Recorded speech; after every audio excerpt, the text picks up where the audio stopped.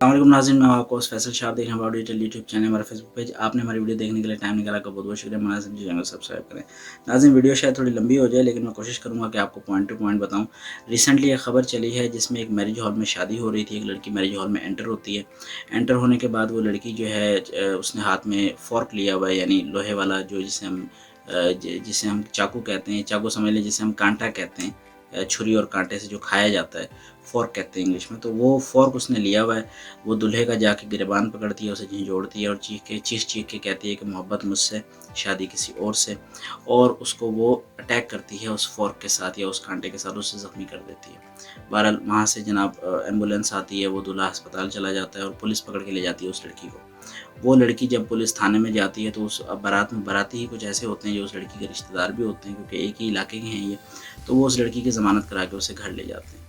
और उसके बाद में अगले दिन उसकी लाश पाई जाती है लटकी हुई पंखे से, फंदे से। बताया जाता है खुदकुशी है। तो अब पुलिस की इंक्वायरी रिपोर्ट ये कह रही है कि खुदकुशी नहीं है, ये कत्ल है। जनाब ये हुआ क्या था? हुआ ये था कि एक लड़की है जो कि ट्यूशन पढ़ती थी एक टीचर से। उस टीचर से उसको मोहब्बत हो गई। उस टीचर ने भी उससे मोहब्बत के सच्चे छोटे कस्मे वादे किए। और जो रिपोर्टें हैं वो ये है कि शायद उनके दरमियान मामलात काफ़ी आगे तक चले गए थे, जिस तरह से मियाँ बीवी के दरमियान शादी के बाद जाते हैं। बहरहाल उसने शादी का वादा किया हुआ था, लेकिन हुआ ये कि घर वालों ने उस लड़के की शादी कहीं और कर दी। और उसने उस लड़की को ये यकीन दिलाया कि मैं शादी कर रहा हूँ घर वालों के प्रेशर से, पर तुम परेशान ना हो, मैं प्यार तुमसे करता हूँ, मैं शादी करूँगा, तलाक दे दूँगा, फिर तुमसे शादी करूँगा। और हुआ ये, उसने शादी की। कुछ अर्सा उसकी शादी चली, फिर निभी नहीं, उसकी तलाक हो गई। अब असूली तौर पर उसकी जो दूसरी शादी है वो स्टूडेंट लड़की से होनी चाहिए थी जिससे उसने प्यार के वादे किए हुए थे।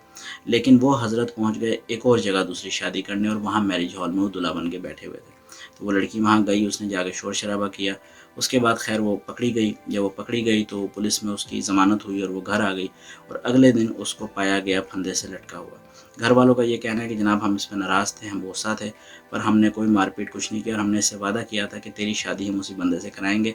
लेकिन ये डिप्रेस थी, मेंटली थोड़ा इशू था, बहुत ज़्यादा स्ट्रेस में थी, तो लिहाजा इसने खुदकुशी कर ली। जो पुलिस की रिपोर्ट आई है वो ये कह रही है कि इनिशियल रिपोर्ट के मुताबिक हमें ऐसा लगता है कि ये खुदकुशी नहीं है, ये कत्ल है। शायद उसके घर वालों ने अपनी उनकी बदनामगी हुई उसका बदला लेने के लिए, या गुस्से या तैश में आकर अपनी बेटी को मार के और खुदकुशी बता रहे हैं। बरडनिया और जनाब उसकी भी पोस्टमार्टम होगा, रिपोर्ट आएगी तो फिर पता चलेगा।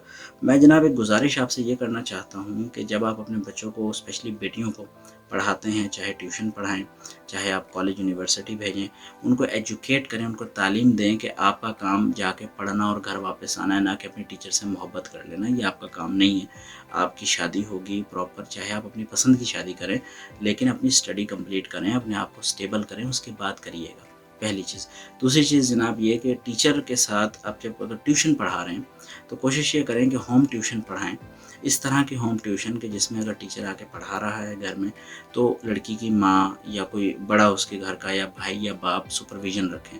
कोशिश करें साथ बैठ जाएँ उसके। अगर साथ नहीं बैठ सकते तो कम से कम घर में पढ़ाएँ और चक्कर लगाते रहें, देखें टीचर का किरदार चेक करें और ये सारे मामलात देखें।